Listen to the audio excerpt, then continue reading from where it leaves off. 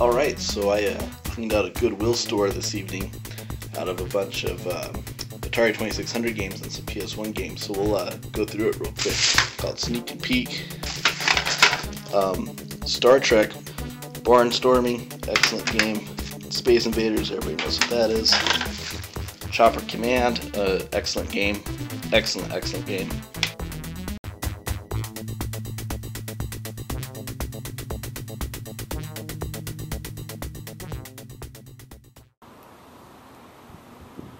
Hey, remember this copy of Phoenix for Atari 2600?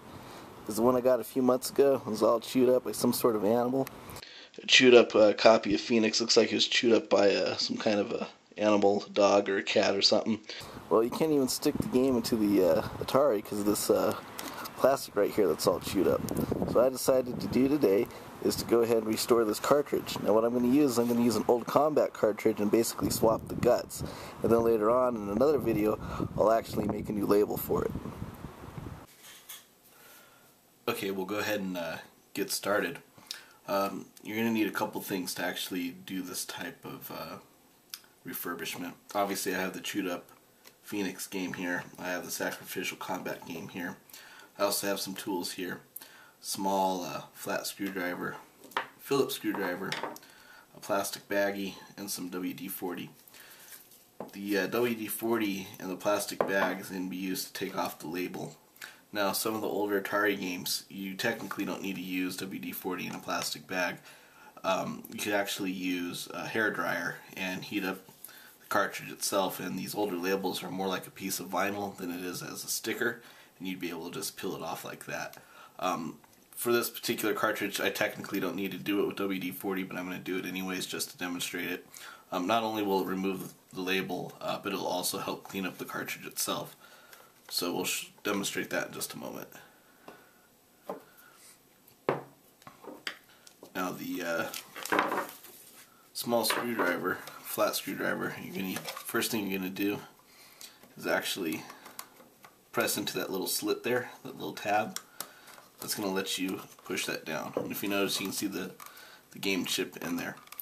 When we actually take it apart, you're going to find out that there's actually 6 clips. 2 here, 2 here, 2 here. And being able to push this down makes it a little easier to get started on the clips near the opening. So before we do that, we're going to actually remove the screw that's in the cartridge. Now it might be difficult to see, but it's actually right here. If you press down, you'll see it. Sometimes on used games, you'll actually see that somebody's already pushed it down. There's also another slit right here, which is used to hold the spring that basically keeps this part pushed forward. So we'll go ahead and open this up. Now there's no other way to do this without damaging the label, unless you remove the label in its entirety. But generally that's going to ruin the label anyways. But since this cartridge is so chewed up, it's not going to matter. So go ahead and put the screw to the side. I'll go ahead and push that down again. Now if you squeeze on the ends going this way, you'll usually be able to dislodge the first set of tabs. Just like that. See the tab right there. Do it on both sides. Just like that, it opens up. Now if you've never seen the inside of an Atari cartridge, it's actually kind of cool. This is the mechanism that keeps the edge connector protected. There's actually an opposite one of this inside the Atari 2600 itself.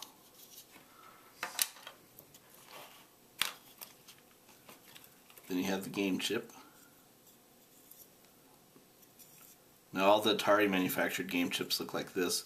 The other brands like Activision and Magic, they look a little bit different. So you're not necessarily going to be able to use a different manufacturer's case with a different game. So in other words, you can't use like an Activision game in an Atari case because the way they're laid out are slightly different. And you'll see there's also this little spring here. This is what keeps that door pushed closed. Go ahead and take that out.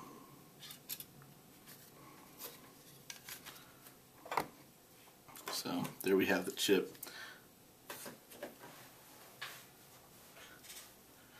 Now the chip has a little bit of corrosion on it, so we'll go ahead and clean it up. Like with all the other games, I use that super fine grit sandpaper. Make it nice and shiny. And do it on both ends.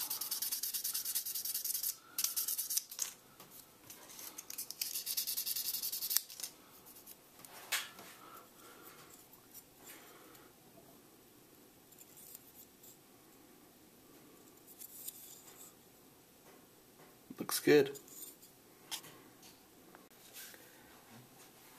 And now we'll go ahead and do the same process to open the combat game, and then we'll put it in the plastic bag, put the WD-40 in it, and then we'll let it soak for a couple hours to loosen it up, and afterwards we'll clean it up really well, make it look nice and pretty.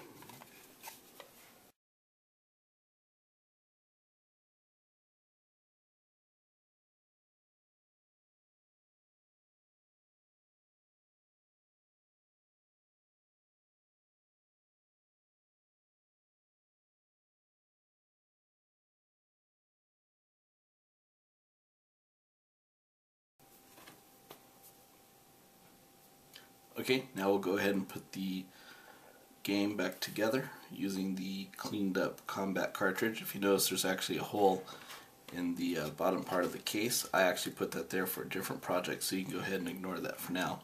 First thing we're going to do is go ahead and slide the spring back into place, just like that. You'll take that little hinge piece, put it into the bigger one, hold the spring back,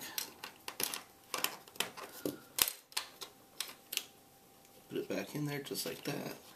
Make sure that the spring's on the outside of that piece. Alright, now we're going to go ahead and put the game cartridge back in. What you're going to do is actually tilt this forward just a little bit, just to get this part in. Just like that. You'll know if you got it incorrectly if this part does not move. So you can push it on there. Go ahead and put the screwdriver back in that slit. If it slides up, then you know you're good to go. Just like that.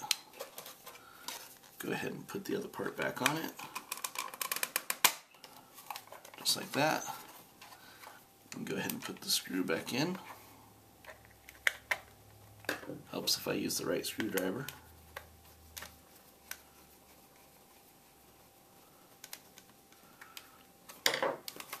Excellent. Now we'll go ahead and test it.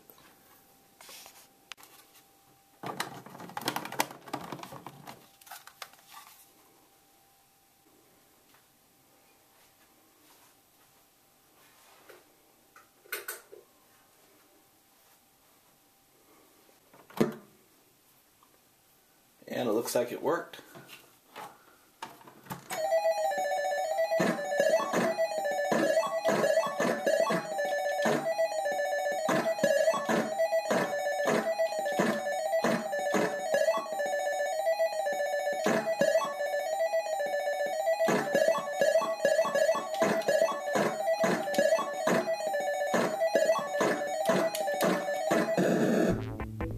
Cool. All I need to do now is the label, which I'll demonstrate in an entirely different video.